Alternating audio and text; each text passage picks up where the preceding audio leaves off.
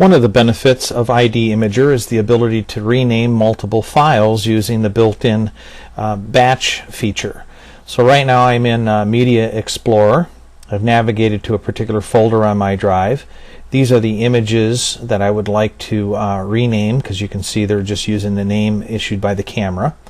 And so I'm going to tag them all. I just click on the first one, hold the Shift key down, click on the last one, and so now they're all highlighted. Next, I simply click Batch.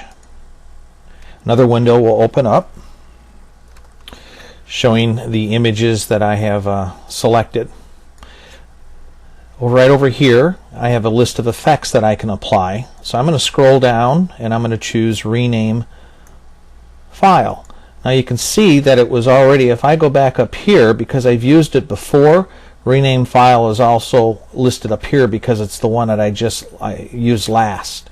So we'll just go ahead and accept the one down here that I've got tagged. So I'm going to click the Select button here with the arrow pointing to the left.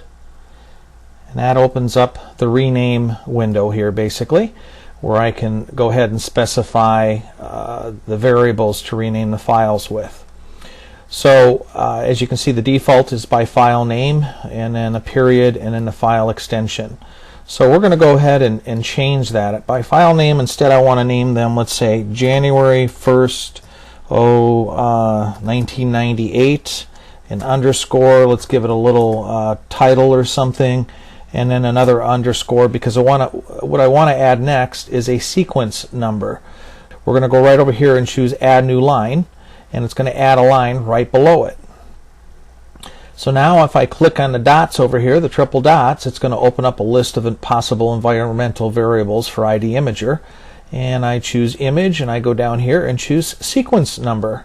So it's going to use the text that I've typed in manually here. It's going to use a sequence number, a period, and a file extension.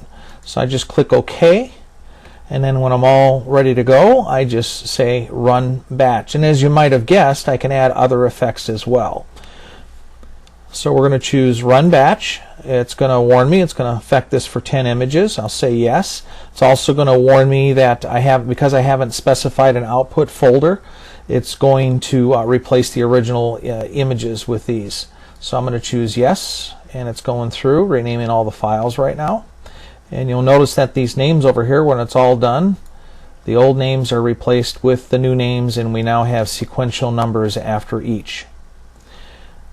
So I'm all done here. I can go ahead and click Close. Now it says there are still unsaved changes. Would you like to save this set of commands for a file for future use? So this whole renaming thing, the specifications that we created, we can go ahead and save those. So let's go ahead and choose yes. And here I'm storing everything in a folder, these batch processes in a folder, My Documents, IDImager, Batch Processes. And we're just going to call this one Test and choose Save. And it's telling me it's been saved, and now I closed out. So the beauty of that is next time I want to go in there and use the same set of variables that I've created, I can just click on Batch. It opens up this window again. And I can go ahead and choose Open Batch, and there it is. And just choose Open. And you'll see that if I click on Rename File and then choose to edit it, change effect settings, that it kept these last settings that I used. It reloaded those. So we're just going to cancel out and close.